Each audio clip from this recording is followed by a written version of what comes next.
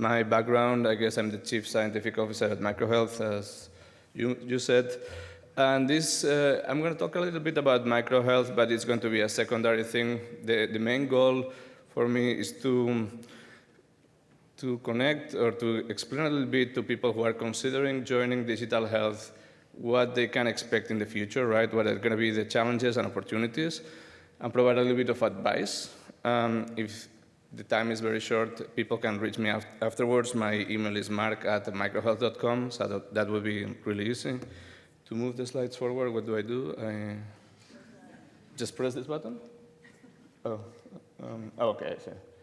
Okay, so as I said, MicroHealth is secondary, but it provides a little bit of context of how did I learn all of these things, right?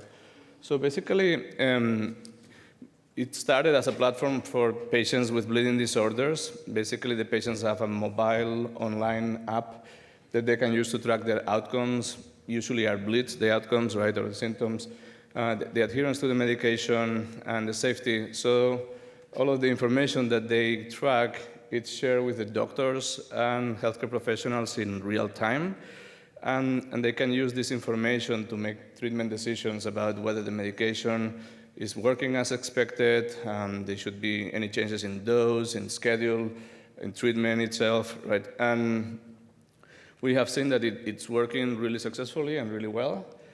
And among other things that we offer, we use our digital health solutions not only in bleeding disorders, but also in multiple sclerosis, in arthritis, and in other areas to improve health outcomes, such as the primary outcome or adherence. Once you collect a lot of data, or you have a platform with lots of patients using it, you can conduct clinical studies, both prospective and retrospective. And then you can use all of this data to analyze it and use AI and real-world evidence to make personalized treatment decisions. So those are some of the things that we do. We're most well known because we are kind of like the leader in bleeding disorders, digital health worldwide. Although, as I'm saying, we're looking to expand into new areas, and we are already doing that. So having given you that context, the most important part of this conversation is, okay, I'm a digital health entrepreneur, or I'm thinking about becoming one.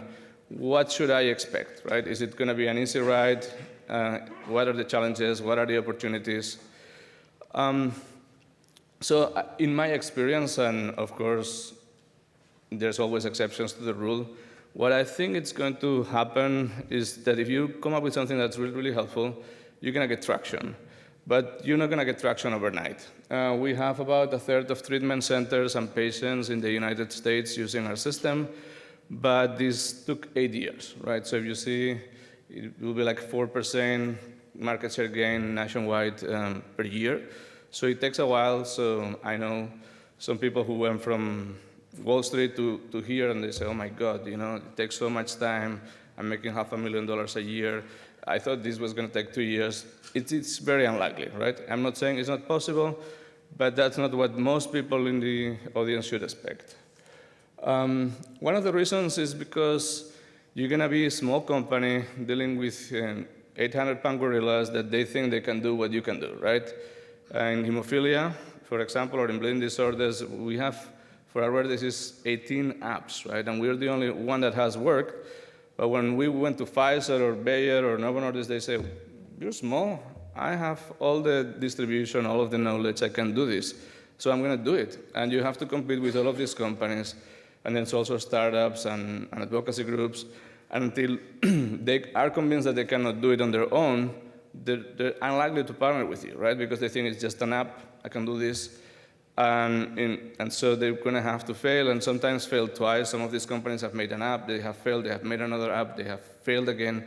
And after that, they're thinking, okay, everybody's telling me to partner with this startup, I will do it. And so now many of these people are our partners, but it was not like so easy, right? The other part is that if you make cookies, and they're great cookies, it's hard enough to make great cookies, but the consumers can buy them right away, and they make the decision. Now, having traction with patients is not enough. The doctor will have to get on board, probably. The payer or the pharma company will have to get on board. So you're going to need to get traction among a lot of stakeholders. So imagine that the probability of success is a third for patients, and a third for professionals, and a third for industry. Now all of a sudden, a third of a third of a third is like 5%. And your probability of success is very small. And that's a part of being in the healthcare environment, right? So those are all challenges that I think people need to consider. But at the same time, there's also great opportunities. And I think one of the best ones is that you can really help patients at scale, right?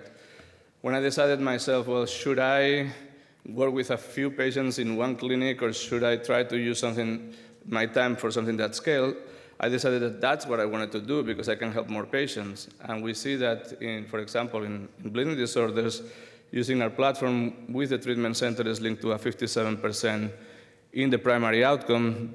If that was a treatment like a drug that had a patent, it would be like a blockbuster drug, right?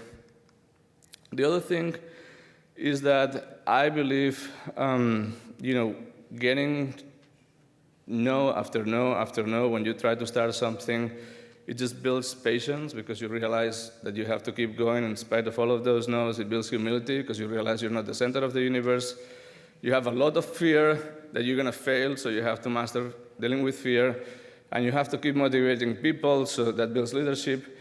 And there's so many problems that you have to solve from so many different angles that I think it just gets you a better person in the end. And those skills that you build from your company, you can use in the rest of life. So I think it's a great practice for having a successful life. Also, it depends on what your personality is, but if you don't like politics or complex organizations or rigid schedules, and you just like to make decisions very fast and have a lot of autonomy and make a difference and innovate, startups don't care about all of these things. As long as the results support you, you can structure things in very flexible ways. And so I think that's really, really cool. I mean, this autonomy I really enjoy. So that's another great thing. And last but not least, although it's tough, I mean, we're cash flow positive, we're doing well, and there's all of these companies that are, super successful. Some of those companies, I have to say, for example, the first one, 23andMe, the founder was the wife of the Google founder, right? So they started with a lot of backing and capital, so that accelerated the development of some of these companies. But some others, they just started from the ground up, and they have been very successful. So I think that there's definitely opportunity. The market is not yet consolidated, and if you really find a good niche, you can make it happen. So 3 pieces of advice just to close. The first one is really obvious, but it's often overlooked. When I talk to clients, they just want me to make an app, and I'm trying to ask them, but can I talk to your patients and your providers so I understand what they need? And it's very hard. I mean, sometimes they just want you to build something, but they overlook talking to the users, right? So talk to the clients, talk to the users, make sure that this is something they're willing to use, they're willing to pay for, and don't assume it's just going to be the case. If you want to be an insider, it's going to be advantageous for you. So bring stakeholders to your team, and even consider to join a digital health startup first to become an insider, make your network of contacts, and then after that, maybe it's a lot easier for you to go into your own startup. And then, because this is a long trip, right, there's a difference between a journey and a pilgrimage, in which the journey, the destination is the goal, and in the pilgrimage, every step is a destination. I think sometimes people focus too much on the goal. They cannot really enjoy every step, and then it's very hard to be successful if you don't have a combination of both. So along the way, I would consider thinking of both and have fun. So thank you very much, and open to your questions. Future of Care is New York City's premier community for healthcare innovation. To learn more, subscribe to our channel and visit our website at futureofcare.nyc.